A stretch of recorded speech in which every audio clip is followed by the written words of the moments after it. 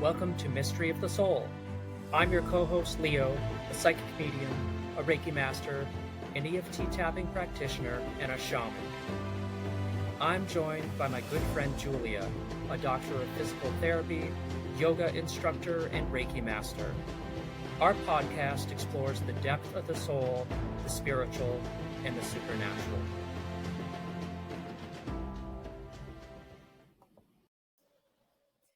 Hi guys, welcome back to Mystery of the Soul. This is Leo, and I have Julia here as well.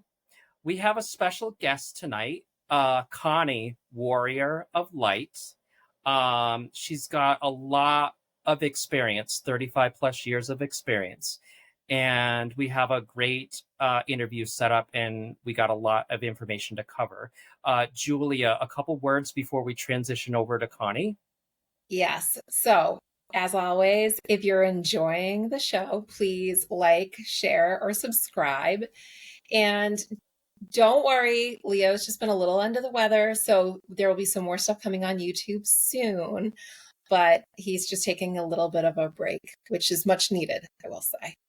And Connie, we're so excited to have you here. I'd love to turn it over to you and let you tell all of our listeners a little bit about yourself.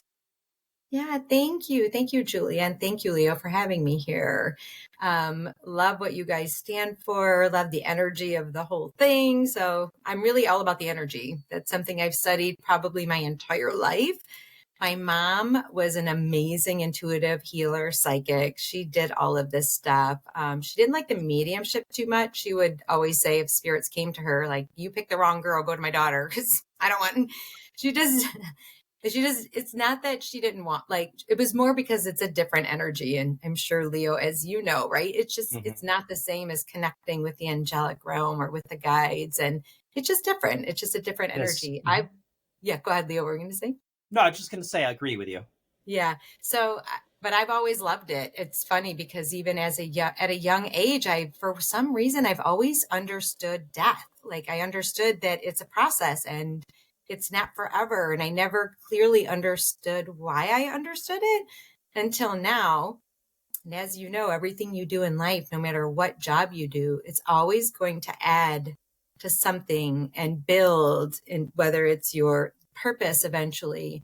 There are no mistakes. Anything you do is not wasted. It's either a learning experience or it's something you're going to use at a later date. But I was raised with all of this so much that playing Psychic Candyland, we couldn't play regular Candyland as a kid. We played Psychic Candyland. And you literally could not move unless you got the color right. So, before she flipped over a card, you had to guess the color. And it wasn't fair because my mom could literally go through the whole deck and, like, I see 2 blueberries, it's 2 blues, or, like, I see a candy cane, and she could go through the whole deck. I think she got one wrong throughout the whole deck. So it took hours for us to play. And then, of course, I played with my kids, and they did it a couple times and they were done with it. They're like, I'm not doing this, Mom. This is way too much work. But looking back now, I'm so grateful because it helped to develop the senses, obviously, at a really young age and not even knowing why. She always was into self-help. She was a great artist. I just threw herself into spirituality. Jose Silva, I still have all of her cassette tapes back in the day from when she did all those programs. So this was my world, was energy. Yeah, I was a weird kid in school. I always joke at my events because I say, a kid would come up and we'd be talking and they're like, you're weird. You don't talk to dead people, you're weird. So anyway, I found out I was the weird kid in school. So, but I eventually just really didn't talk about it. My close friends knew about it. I didn't actually start out talking to loved ones on the other side. I didn't realize that that's what it was. I thought they were angels and guides. And then the more I developed it, the more I realized, these are loved ones on the other side too. So realizing the difference and then, of course, developing. And then moving on to different certifications, Reiki master teacher. That is my go-to. I love Reiki in terms of healing. So I guess if you look at it, I look at it as it's all under the umbrella of healing. I'm a Sagittarius, so I love to learn. I can't stop learning. So certifications are just like something to me that I absolutely love. So I took different forms of Reiki. Usui was the one that I seem to fall back on the most. Leo, I know you mentioned the Egyptian Reiki. So the Egyptian Reiki is very intense. I don't practice the Egyptian Reiki really, but I do use the guides, if you will. Like, so I kind of use it without using it. But if you want your life to change very, very fast, think of Moldavite on steroids, okay? Because it will literally, the things that no longer serve are going to drop away, but they're not. When it comes to the Egyptian Reiki, my experience has been that if there's something that doesn't fit, and, I guess when our soul tries to grow, it makes us uncomfortable and we struggle. And it's saying this, either this relationship isn't working anymore, or this job isn't working anymore, or this, whatever it is, or career. And we try to kind of stay in it, and we end up struggling because we feel like we should for some reason.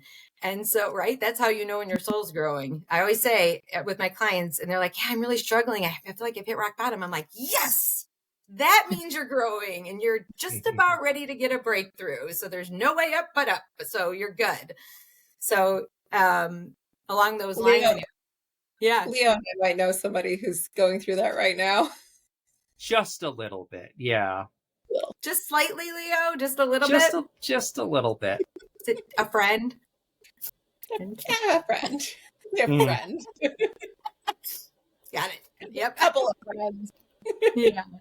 We all know those people. I've been through that. I mean, I've known in my career when I was in corporate for the longest time. I was in management at an insurance company, and then we broke off and did our own.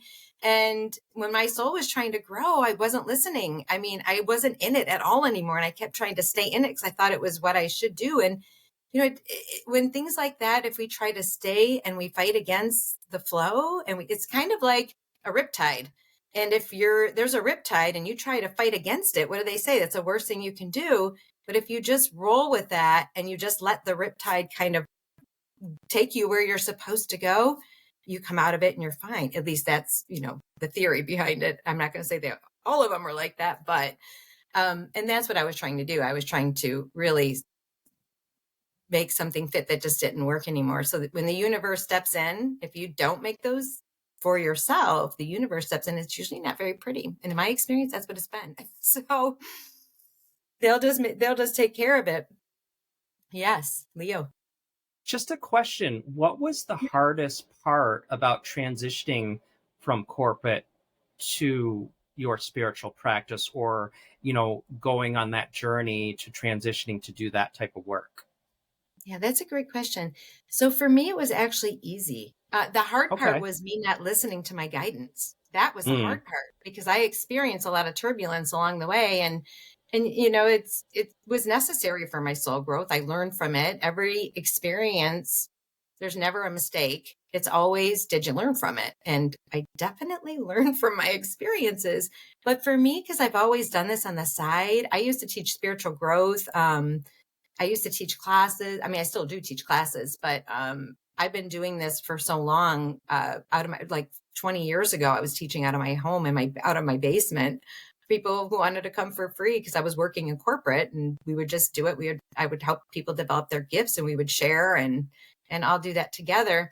So because I was doing this on the side the whole time for well over 35 years, especially with the readings, for me, I was really excited. It was a little kind of scary, but as you know, being in this type of work, it's not like a typical job, really. So I wasn't sure what to expect, but I just trusted it. And that is kind of where my life has led me, where I've been in these experiences where I had to really trust and have faith. And I feel like that's what we're here to do, is to learn how to do that and move from fear to love.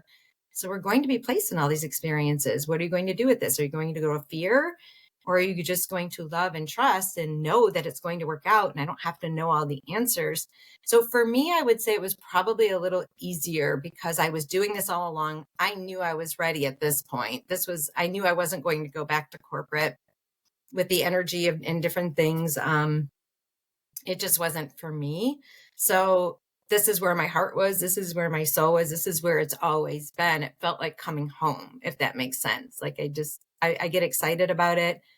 I have entrepreneurial ADD, I feel like, because there's so many things I want to do and experience. And I feel like there's so much more that I don't even know, that I'm excited for it. So I hope that answers the question, but Yeah, I think it does. Connie, why do you think people go into, like, you were in corporate? Like, why do you think people go in that direction and experience those things when they know maybe that's not quite truly what they're supposed to be doing? Do you think it's just part of the growth? Do you think that it's an experience that you have to fully appreciate and understand, like, what you're doing, or to, like, empower you more? Like, that's what I'm curious about, because I mean, we've talked to so many people, and it's kind of this, like, resounding, I was doing this and then I realized I had to get out of there. Like, I had to go and, like, do my thing. And a lot of people kind of knew, like, they had these abilities, or they had this intuition, they had this, there's something there prior to getting into, that line of work. Am I making sense? yeah, no. And I say, oh, Yeah, I'm just kind of curious, like, if you have any, like, thoughts about that. Because I think about that all the time. Like, I was very clear on what I wanted to do, and I love what I do, but I also know that there's something more there. Like, I'm meant to do more. Like, there's more to my mission than what I'm doing. If that yeah, makes sense. Like, absolutely. yeah. So I'm going to try to make this as concise as possible, because there's so many facets to this. And I'm going to say all the above, because I feel with any experience, with any job, with any relationship, I think of it as webs or spider webs. Everything is connected, whether it's, and a lot of it has to do with the seeds that are planted within us. And those seeds are, whether we need to experience something, whether this might be karmic, this could be past life things, this could be a learning experience we need to go through. And at the time it resonated with something. So there's a frequency within yourself that said, okay, I want to be a physical therapist. So I want to help people. And that's a frequency that you had inside of you, or a seed that was planted. So that frequency went out there and attracted and magnetized the same, because I know you guys know a lot about energy, but those atoms go out, attach other atoms, form molecules, and pull these experiences back into us that match the frequency, that what we feel, or that what the seed is planted within us. So if there's something we need to experience along the way, those will be in alignment. And then what happens is, once that relationship, or once that purpose is done, it's really just done. And then it becomes a disparity in the frequency. So let's say a job, or even a relationship, you keep working on yourself, or one person works on themselves and the other person doesn't, and it stays here. And that frequency just ends up being so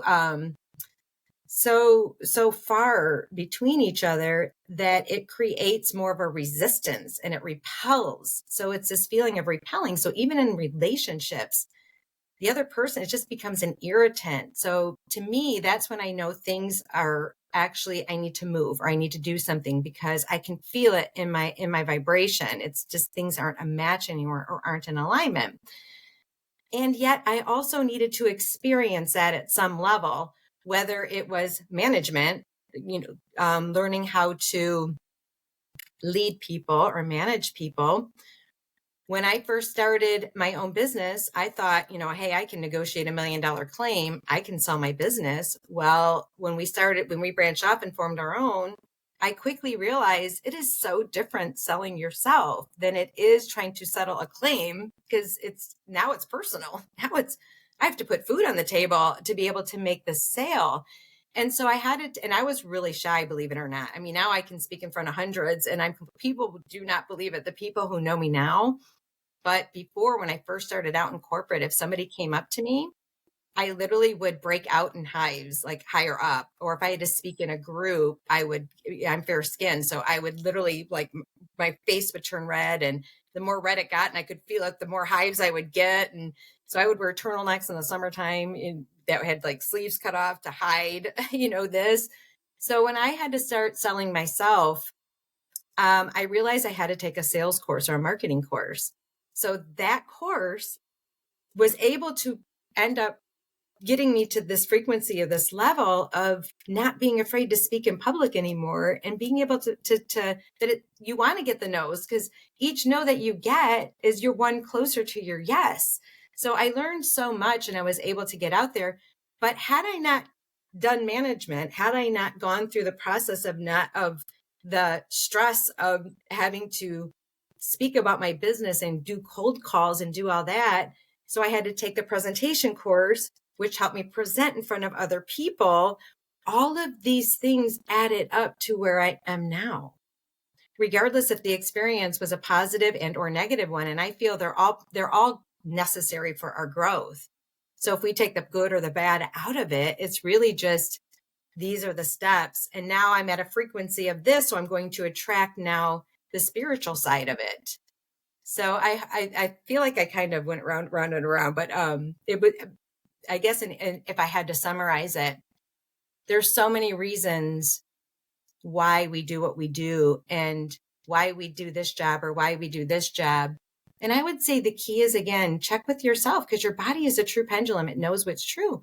So if you're struggling, there's a reason. If things are chaotic, there's a reason.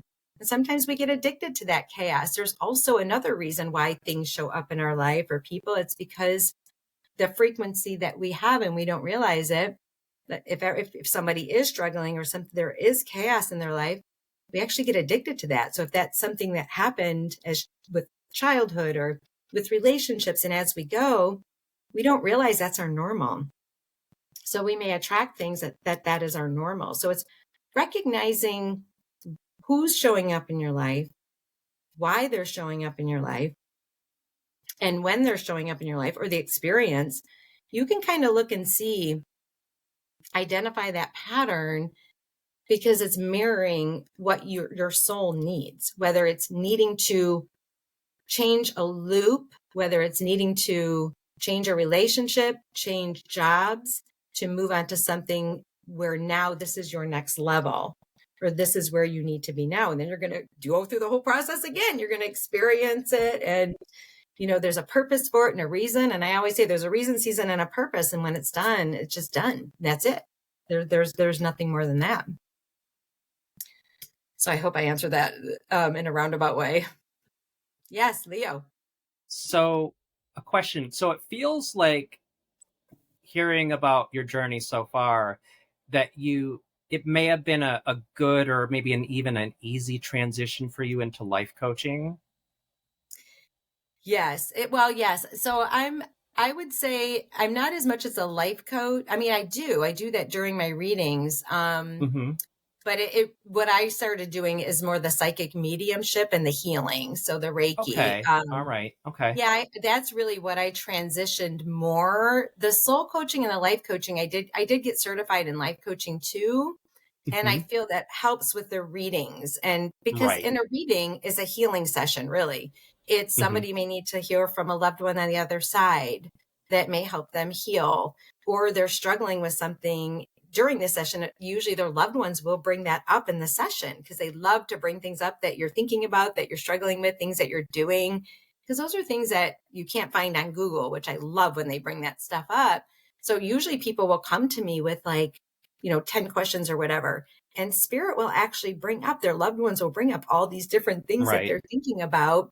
So then I can kind of in a session encompass all of this. I always send Reiki. I basically use almost all of my certifications in a session, if that makes sense. Yes. Except for the hypnotherapy. That one is a completely separate, because it takes a long time to do. But sending them Reiki and making them feel calm, and then connecting with loved ones on the other side, and maybe doing the coaching during the cards, the oracle cards. I love doing those at the end, because it's really cool, because they will really kind of summarize, or they will pull everything together of what we talked about in the session. So it's using all of those, but that's where I feel the psychic is the one that I've been using ever since I've been a kid, the psychic medium. Mhm. So that's what was easy for me to transition Okay. into. So from there, I did the Reiki. I got certified in a bunch of different Reikis, Mhm. Usui, Holy Fire, the Egyptian, the one that you chant. I haven't done that one in a long time. Karuna Reiki. So because of all of those, the Usui is the one, the Holy Fire, that I really do the most with, because going back to the Egyptian one, that one, like I said, I noticed when I was using that, I mean, it was literally, if it doesn't work in your life, it literally stops it. And it's not a calming one, where Reiki, I feel, is more gentle, right? And it kind of eases you into something more. It can, healing more subtle. The Egyptian Reiki, you want changes? I would do the Egyptian Reiki. That one's going to just, think of the gods and goddesses. They don't mess around. They're, you call in one, but regardless of the spiritual practice that you have, it's the same with the Hinduism. Look at Kali and Isis. They are very strong presence. They're not going to say, okay, well, you just want this part to change, we'll change that for you. No, they're going to come in and they are going to literally, your world will change. It's going to be for the better. It will end up being for the better. It's just, you have to be really ready for the changes, and most people really aren't. They want the subtle changes because their life is already chaotic. Connie, who was one of your, like, somebody that you can think of that was like your biggest skeptic that became a believer? Like a story that you have about somebody who was like, nope, want nothing to do with it. Don't think, I think she's out of her mind, and came back around and was like, okay, I've completely bought into what you're saying and what you're doing. I have a lot of those. And I was going to say, yeah. they're usually, it's called the drag to syndrome. Usually it's the wife drags the husband. They're the boyfriend. It's with everything, right? It's always the wife dragging the husband. That's what we It do. It's is. like physical therapy. The wife drags the husband to have to go to PT. Like, And it makes sense because women are more right brained, and right brained is where the creativeness side comes in, which is the psychic side. And men are more left brained, just not all of them. There's many who are balanced, like you, Leo, right? You're very balanced, but some are not like that. And most men are logic, right? They're left brained. So when the right side opens up with the females, that's, and they're generally intuitive and psychic because of the nurturing side, and that right, most of it though I feel is because of that right brained capacity for them to be able to have and utilize more. But more and more males are coming in, and same with females are now becoming more dominant and more also left brain. It's more balanced. They have the both, right? And same with men are, I want to say becoming more feminine, but how about this? Balancing the divinity, the femininity with the masculinity. And we're both kind of getting that balance of the two. But yeah, the drag twos, there was one that this one was in person. This one was just maybe 3 weeks ago. And she told me ahead of time, she's like, I'm just going to be honest with you. He doesn't believe in this stuff. I said, okay, no problem. So I said, I'm not here to convince anyone, but let's see what just happens along the way. My job is to help guide. And if they want to believe, they can believe. And if not, it's not going to hurt my feelings. It's not personal. This is just, it is what it is. So I started bringing up, they were having issues. I want to be careful because, they were having issues with one of their children. I won't bring up any names, but with one of their children. And I actually brought up the name of the guy that they were, what the whole situation was about. And I said, there's some family turmoil going on. And I said, and it's involving, I said, I feel like you have 2 daughters. And the husband was just like this, like he's just sitting there. He didn't even know what to do. I said, but there's one struggling more than the other. So one is really struggling. And I brought up the name of the guy. I go, and because sometimes, and Leo probably is a psychic medium, sometimes we don't know why they're bringing it up. Our job is just to deliver the information and then kind of play spirit charades and connect the dots. So anyway, I could see his eyes getting bigger and bigger. And so she said, yes, that's the person. And basically what had happened is this, there was a rift in the family because of this, an entire rift.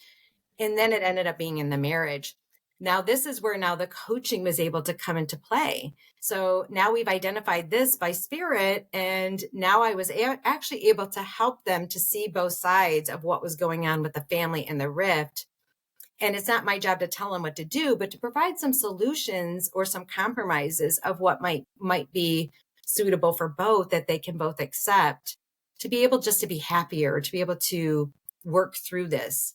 So that would be probably the one that just happened most recently. And I love seeing the transition and the eyes and then you'll get some who, and he did start crying during the session, but I'll have some that cry almost the entire session. And he's like, yep.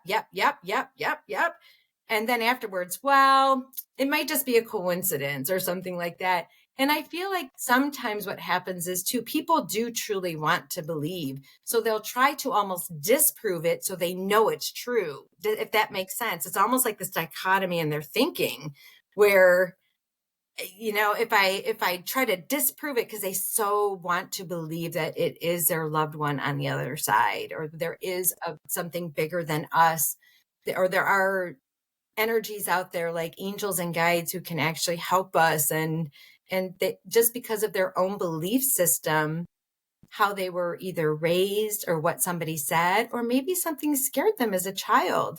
And if it scared them as a child, their higher self may block it off because something doesn't feel safe.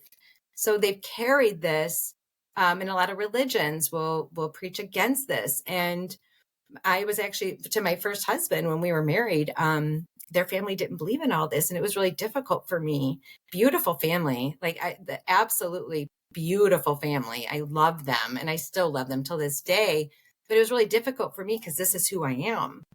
And it's interesting because he actually reached out and not too long ago and said, I never understood what you do, but now I do. And because I do on Facebook, I do free readings once a month. So anyone who wants to join can, it's under Connie Warrior of Light. But that's where because he could see the healing that takes place. He can see that it's not evil. It's not, and there's no judgment in that. I understand that people are where they are in their journey. And it's not my job to control that. My job is just to be aware of my energy and not to take anything personal. And which is, trust me, this hasn't been my whole life. And I'm a work in progress, just like everybody else. But the more I understand that, nothing is personal. Nothing. Everybody's just here for their soul growth. So we're all learning from each other. And that's really all it is. It's not anyone's better or worse, or this happened. And I shouldn't say always, this hasn't always been the case. More and more now, so especially lately, this thing is showing up in my life, or this person is showing up in my life. If it irritates me, it's not because of the person. I have to look within myself. Why is this irritating me? There's a reason. So I want to get to the bottom of this. I don't want to come back here again. I want to learn all my life lessons now and not wait until I have to come back again. I want to do my life review now. And the only way to do my life review is to look back and take and see what my experiences that I have had in my life and see how it affected other people, my reaction to things, why I did them, and what the patterns are. And if there's still people showing up or experiences, why? There's still something, there's some seed in me that still needs, if that weed needs to be pulled out, I want to pull that weed out so I can put a new seed in that's going to nurture that new seed. But it's really becoming aware.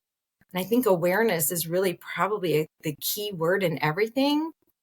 If we're aware of what our life lessons are, if we're aware of what's showing up in our life, if we're aware where we are in our spiritual evolution, we have more of an ability and more control within ourselves to shift our outer world then.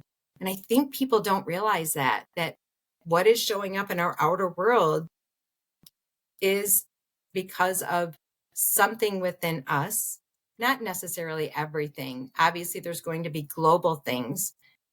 And yet it's how we react to these things. It's still part of me that still needs to learn to not fear and go to love and trust, whether it's something that I'm attracting or something that's global. But even global, it's being attracted because of all of us because of our energies and our consciousness and what needs to happen to be able for us to be able to learn and to grow with each of us and with each other. If that makes sense.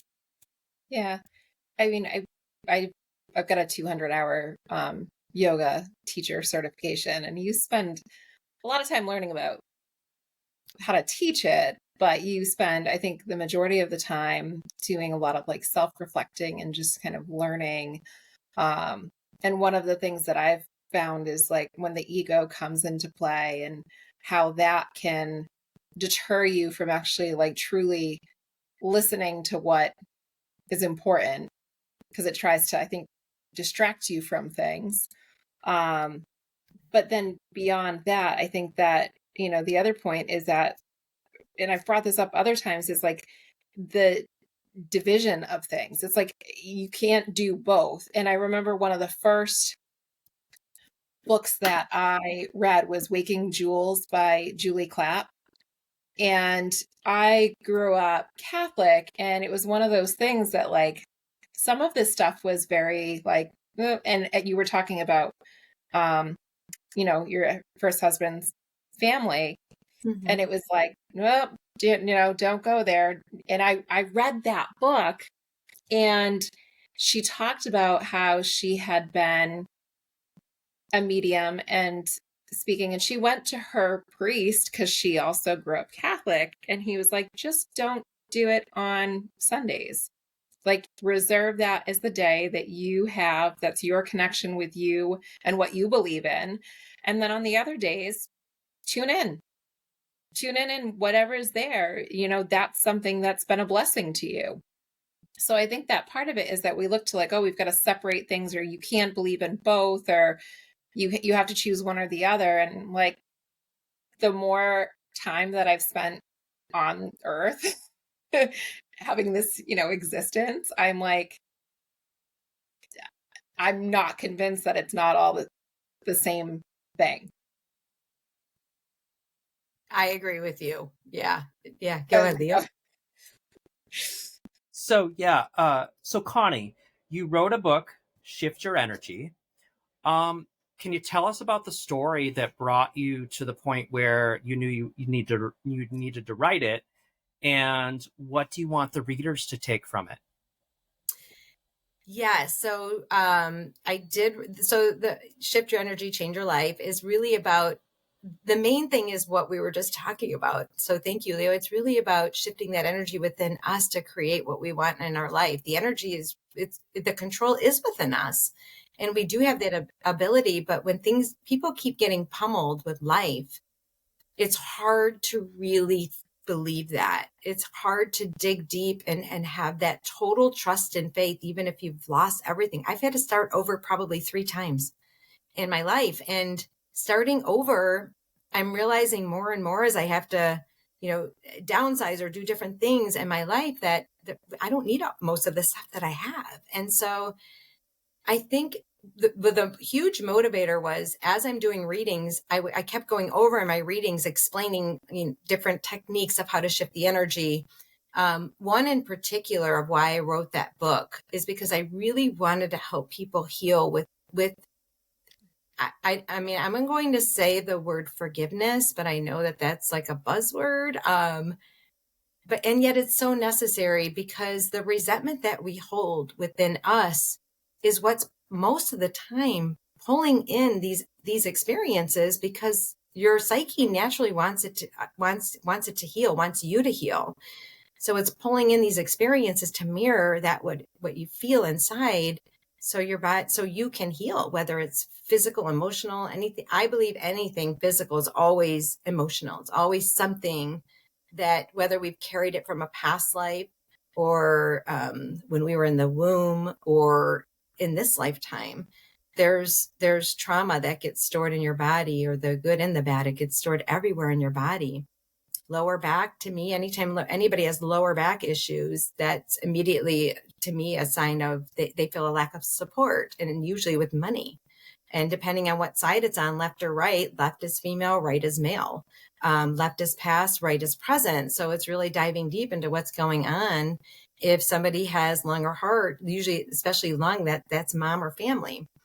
Shoulder is feeling like they're responsible for everybody, or their arms giving and receiving love. So to me, there's each body part corresponds with an emotional component to it. And yes, physical therapy is great and will heal. And I also feel too, what happens is if we don't heal the root, let's say cancer, cut the cancer out, but if we still keep holding on and this thing is still eating at us, it may come back because we haven't healed the root of really what's going on with this person. So I wanted to develop a technique. In my experience, I'm very close, we'll say, with the character in there, my client, Angela, very close. And some names may or may not have been changed to protect, some people involved. But at the same time, this client, she was going through a divorce, and her ex tried to turn the kids against her. And for many years. And let's just say that Angela's me. I think you guys probably figured that out by now, but it was me. So during this time, I knew I had to shift my energy, because if I kept adding to it, not only would energy and motion stays in motion, it wouldn't help to heal it wouldn't help to heal what was going on. And it's interesting because looking back now, everything was a life lesson for him, for me, for the kids. Our kids sign up with us as parents to be able to learn their life lessons too. So there are no mistakes. If we learn, as long as we learn from it, right? Because that's what we're here to do. So during this time, I had to develop a technique that I feel would help to shift this energy, because I knew I couldn't control his energy or their energy, but I could control my energy. So I knew a few things about energy, since that was my lifelong study, was energy. And I knew I had to get it out of my body. You don't want to suppress anger. Anger is actually a healthy emotion, because you're human. You're going to experience it. And those who feel like, oh, I shouldn't be angry because I'm a spiritual person, what happens is that gets suppressed and stored. Whether you're spiritual or not, I feel, unless you literally are Jesus or Buddha sitting underneath a tree, or really have that energy, we're all going to experience it. So we need to be able to find a healthy way to express it. I'm going to wait till Julia gets back on. There she is. Yeah. Find a healthier way to, express that. And in order to do that, I knew I had to get it out of my body. So I developed a technique that takes about a minute before I went to bed. And I would get the emotion out of the body. I didn't go to every single space of what happened, because I didn't feel that was necessary. It was more just getting that negative emotion out of my body. And I would just say what I was upset about, angry, hurt, any of those emotions. I'm really upset that it's hurting the girls, and you can't see what you're doing to the girls. And because that's what was getting stored in my body, that was the anger that I was feeling. The next step, I would shine a beautiful white light, because energy, the white color is vibrational healing. It has a frequency, and white encompasses all the colors in the rainbow. So all of your chakras, but it increases your vibe, protects your energy field. It also exposes the shadows that are keeping you stuck. The third thing is I would thank him, because he's my biggest teacher right now. He's my biggest teacher to learn patience, to learn how to trust that it's all going to be okay. He was my biggest teacher in so many ways, to not fear. I wasn't a victim. I realized I could have stuck up for myself at any point in that relationship, but I ran off of fear. That was my lesson to learn. So he was trying to show me that, and I just didn't take it. I didn't take that crossroads to be able to shift and change. So I had to look at myself about that. I'm like, oh, well, maybe that's on me. That part's on me. And so there were different things that I really looked at of how I saw that he was there to teach me something. It shifted my energy. Not all the time. Trust me. Like I said, there would be times that I would still get angry. The next step is I would send him love, because I knew whatever energy I was giving off, it's like a boomerang. I would get it right back. So eventually what happens when you do this every day, your energy field gets so big And then I would call in Saint Germain and the Violet Flame, because Saint Germain and the Violet Flame transmutes negativity, transcends time and space, heals karmic binds. It does so much. So I would send Saint Germain and the Violet Flame to me, to the kids, to him, to our whole family. And after that, I said, let the truth be revealed. I expect a miracle. And then since I was working with all this energy, I imagined what I wanted. And really what I realized was I just wanted us all to be happy. So I didn't necessarily try to figure out like how, when, why, what, because that's, I feel, is what may block, because now I'm trying to control the outcome. So I just let it go. I would just say, I just imagined us three holding hands and we were all really happy. So 4 years later, and I never said a word, no matter what he said about me, when the girls would say stuff, I would say, your only job is to love us both. I'm really sorry that was said. And I would leave it at that. Well, they would get more angry because they're like, it was interesting cycle. I had to walk away because I would get so mad, but then I had to do, I'm a karate girl. So I would kick the bag outside or do something, right? To go for a run, leave it on the pavement, whatever I had to do to process this and get it out of my body too. And it paid off though. It did work. Like 4 years later, he told the girls the truth, everything. I didn't have to say a word. And so I got my miracle. And he even said, he told him, yeah, she's the best person I've ever known. And she's an earth angel. And I really feel it's because I shifted my energy. I did the work myself. I didn't rely on something else to happen or somebody else to try to save me. I knew that if I could shift my energy, but what really shifted it is when I really learned the lesson.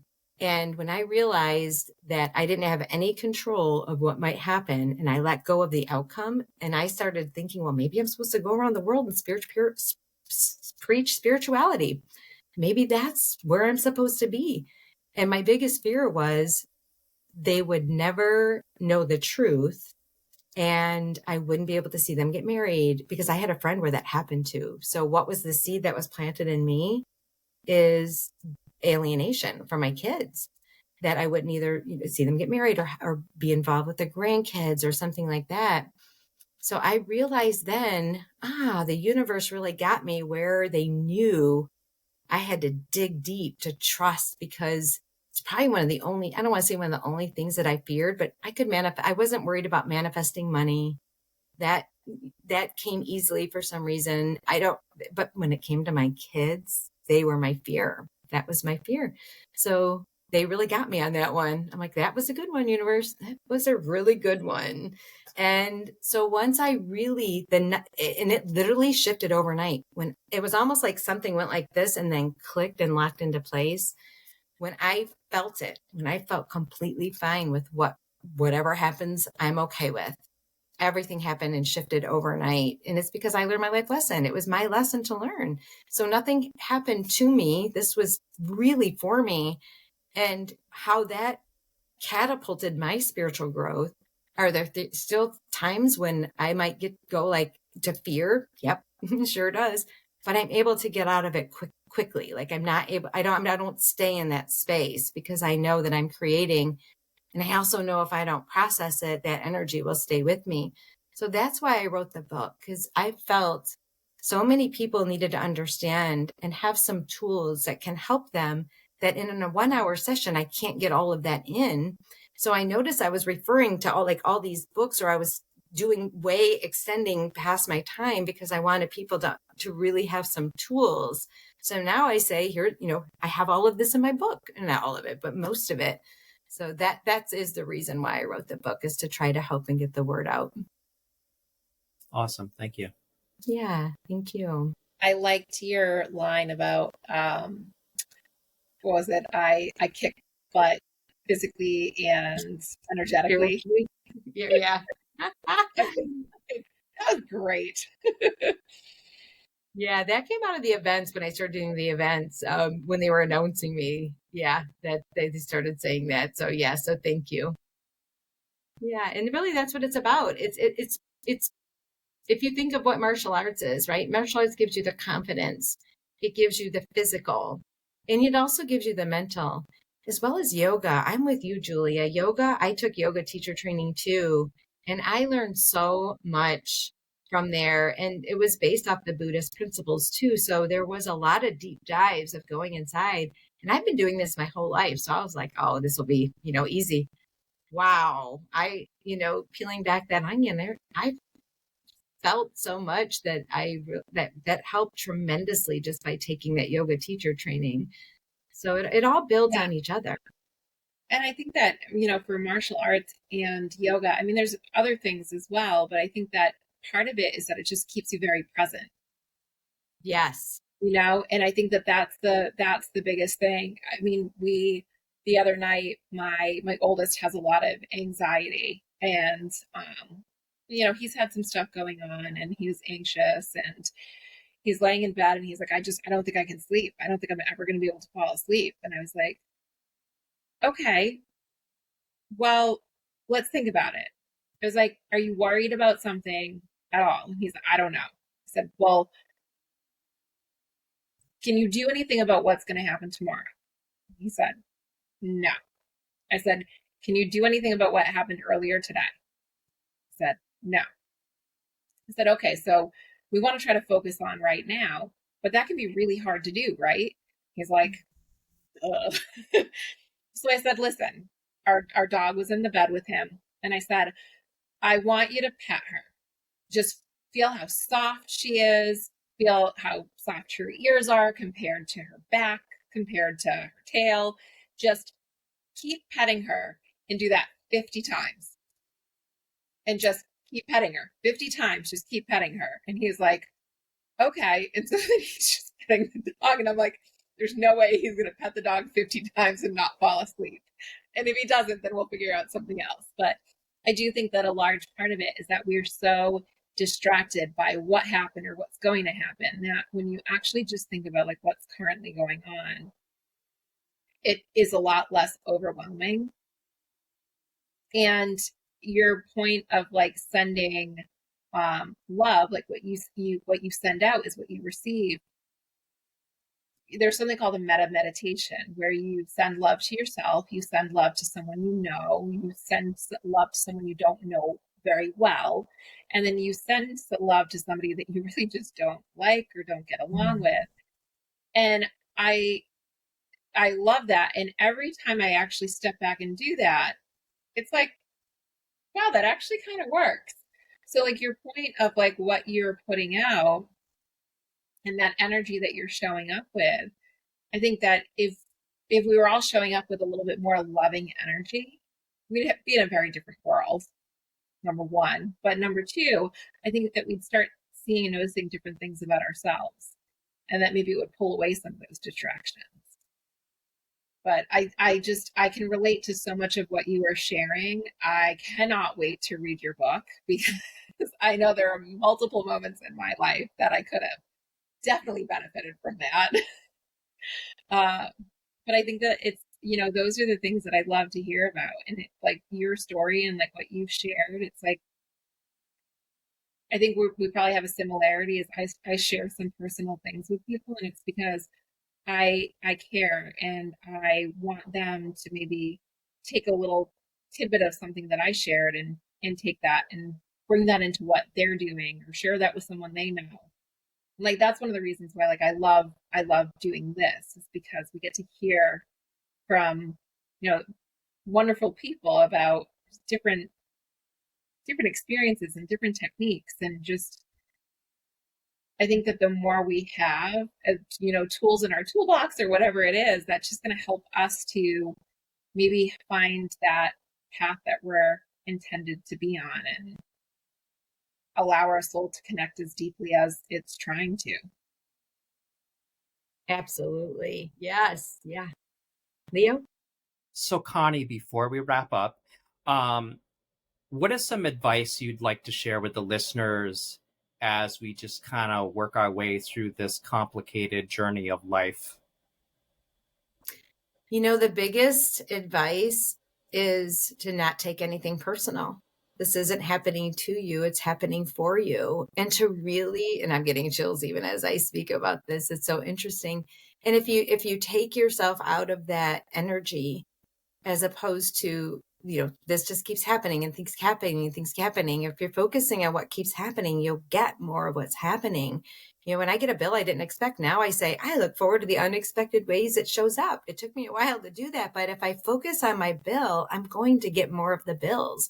So it's really being present. Like you said, Julia, that was beautiful what you said, and about the love, because if you're present in the moment, if we're worried about the future that may not happen tomorrow, and yet we're living in the past, that's depression, and in the future creates anxiety.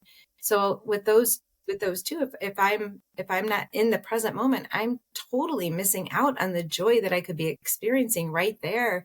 And if at that point in your life, if there's something that's going on where it's not joyful, or if it's chaotic, it's really turning inward and being present with that, and trying to see if there's some pattern or some loop, or going back. Like the biggest thing I did, this is an example, I kept attracting this whole week. It was one whole week. It was crazy. I wrote about this in the book too. And this just is an example of how, when whatever you're feeling that you don't even realize is going to mirror what you feel.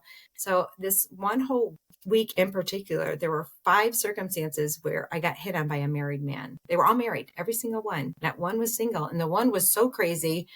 I was driving down the freeway and he was telling me to pull over, and I was on the phone with my friend Nancy, and I'm like, this guy's telling me to pull over. She's like, well, he's cute. And I said, yeah. She's like, well, pull over, because maybe you need a date or whatever. I made sure it was safe and a open parking lot. But first words out of his mouth were, are you married? And I'm like, no. And I'm like, wait a minute, are you? He's like, yeah, I've never done this before. I literally said in front of him, universe, this is not funny. You know what, guys? Not funny at all. And I started like literally, because I knew I was like so frustrated.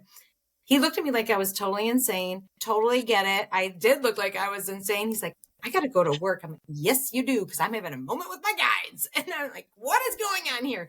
But I had to look inward.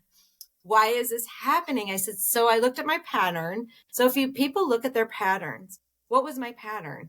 Untrustworthy men, people who I couldn't trust. They were all male. So then I had to look back like, okay, in the last 5 years, who was untrustworthy, who was a male? Yep, that person. I had an ex-brother-in-law who did a number on me. Professional con artist. Yeah. Then I had, going back to my uncle was a huge philanderer growing up, and that was all he did. So what was the seed that was planted in me?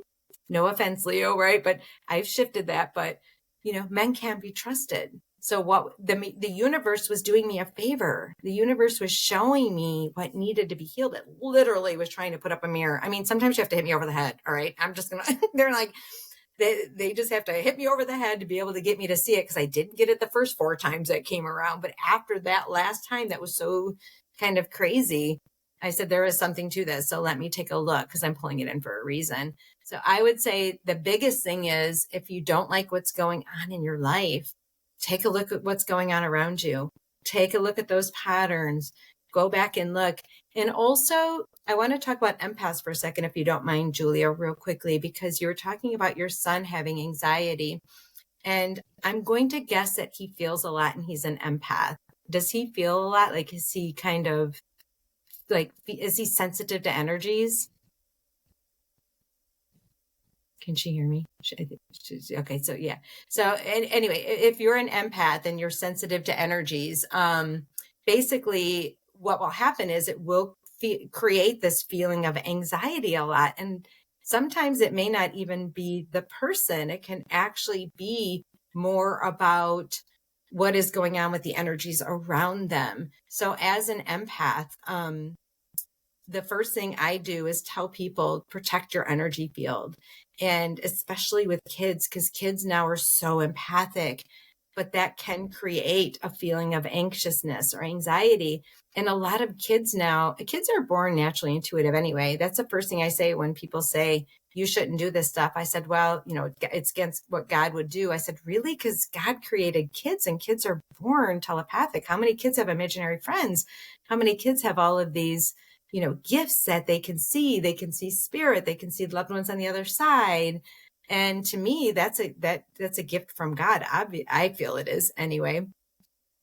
And so learning how to teach these kids how to work with it, because they're becoming more and more telepathic and more natural mediums, and to really develop that gift, but also to let them know to protect their energy field. The easiest for me is Archangel Michael or the Blue Flaming Cross, putting themselves in a beautiful white and gold bubble of light. Only the highest and purest are allowed in that space. Anything else is outside of their space, whether it's within them or their room or their house. And to be able to disconnect from energies too, and just taking your hand, going like this and having the intention, disconnect, right?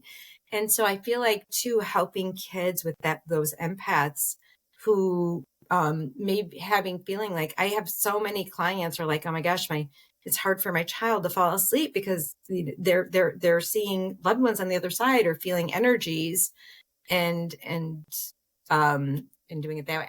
I get certified in spiritual clearings because I didn't realize how many negative energies are out there, and they're not to be feared. It's just to be aware of it.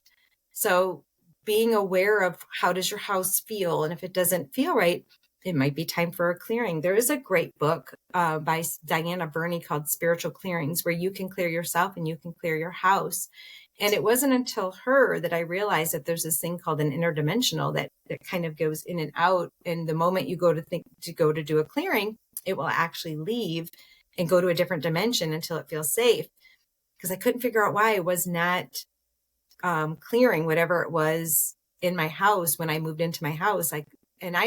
My mom taught me clearings. I've been clearing ever since I've been young, but I couldn't clear this one thing. And she kept telling me, she kept bringing up dimensions. I didn't understand what she was talking about until I took her course and realized there's this thing called an interdimensional, and they're really a really low vibration, but they can't live in a space of love.